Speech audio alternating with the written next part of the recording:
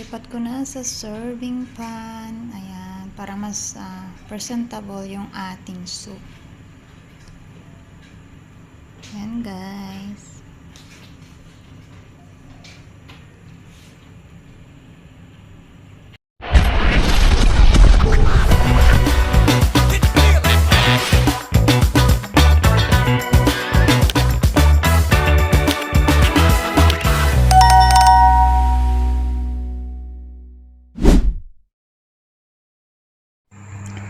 Hi guys! For today's recipe ay magluluto tayo guys ng Japanese food.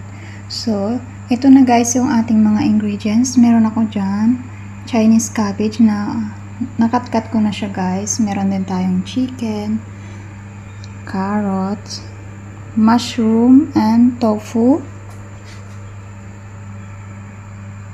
dashi stock, mirin, sake, soy sauce, at meron tayong udon. So, ito na guys, isimulan na natin yung ating paggawa ng ating pagkain for today. Unahin natin guys, ilagay yung ating mga gulay sa ating lagayan. Yan guys, ilagay lang natin siya.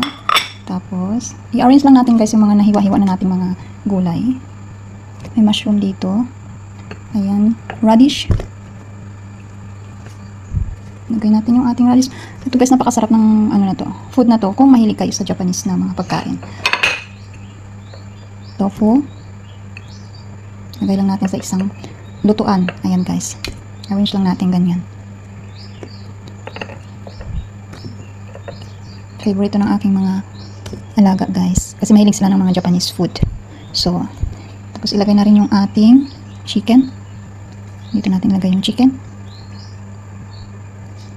Yan guys. At ilalagay na natin yung ating Chinese cabbage. Ayan. Tapos ilagay-lagay nyo na lang guys. Bahala na kayo kung saan nyo ipwesto. Ayan. Kasi patong-patong na natin yung gulay natin. Ayan na guys. Kasi yung gulay mas madali lang siyang maluto. Kaya paibabaw na lang natin guys. Ayan. Ipapaibabaw natin yung ating udon. Kanya na lang guys kasi kapag ilagay mo sa ilalim guys, sisip-sipin niya yung soup ng ating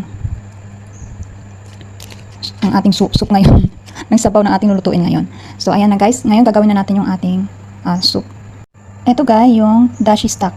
Next time I show you paano gumawa ng dashi stock. So this is 300 grams ng dashi stock. So ilalagay na natin yung ating 3 tablespoon mirin,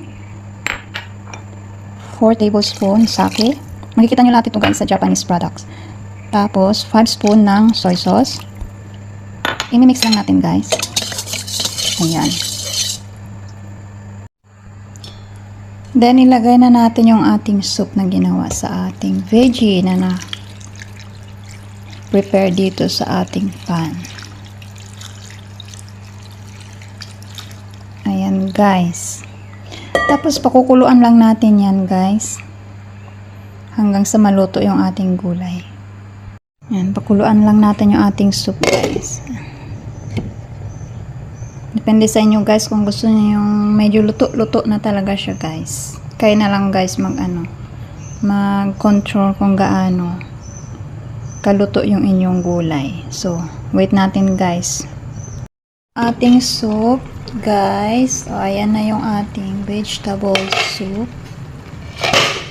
Magdadagdag na rin ako dito ng itlog guys para mas yummy dagdag sa protein kasama ng gulay. Kailangan natin ng protein at gulay sa ating katawan. So ayan guys, luto na yung ating soup at maglalagay lang tayo ng green onion. So yan lang guys. Hope nag-enjoy kayo sa ating video for today. Kung hindi pa kayo guys nakapag-subscribe, please do subscribe sa Mami Luz Vlogs and click the button para updated kayo palagi guys sa mga video ko pang i-upload. Click the like button. Thank you. Bye-bye.